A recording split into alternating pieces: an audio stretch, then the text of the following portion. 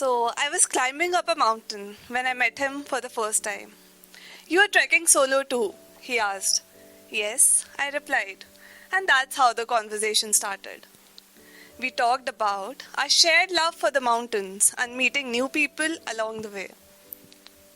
He told me that this was his last solo trip because he was going to get married next month. I congratulated him and asked him if the girl he was going to marry loved mountains too. He wasn't sure, he said.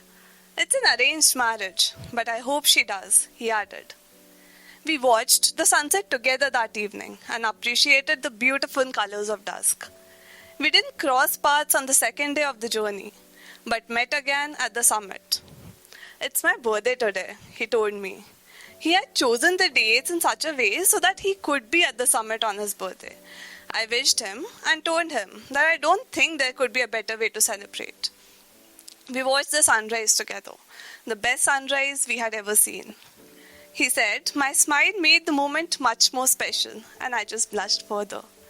We talked and clicked a few pictures together.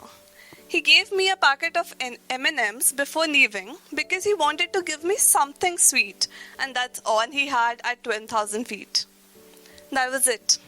I didn't think we'd ever meet again. We did though, a year later. Another city, another setting.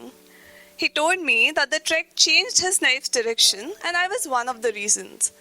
I obviously got curious and wanted to know how. So he told me a story which went something like this. He had gotten out of a pretty serious relationship a few months before the trek. Since his parents were insisting on him getting married as soon as possible, and he didn't think he had the energy to fall in love ever again, he had agreed to marry the girl they had chosen. I wasn't happy though, he said. I didn't like people around me congratulating me and talking about the wedding, so I had decided to come for the trek, to stay away from everybody and find some peace of mind. And then I met you.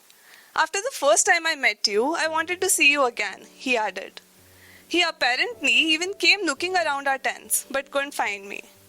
We did meet again at the summit, and the time we spent there made him realize that he was wrong. He was wrong. He still had it in him to fall in love again.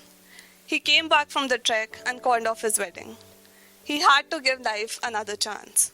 And it did turn out beautifully for him. He's getting married to a lovely girl now, whom he loves and who makes him happy. I was so happy that I met him again and that he decided to share the story with me. I never thought I could play such a significant part in somebody's life in such an insignificant amount of time. I wished him luck for the future and left him with a packet of M&Ms. Thank you.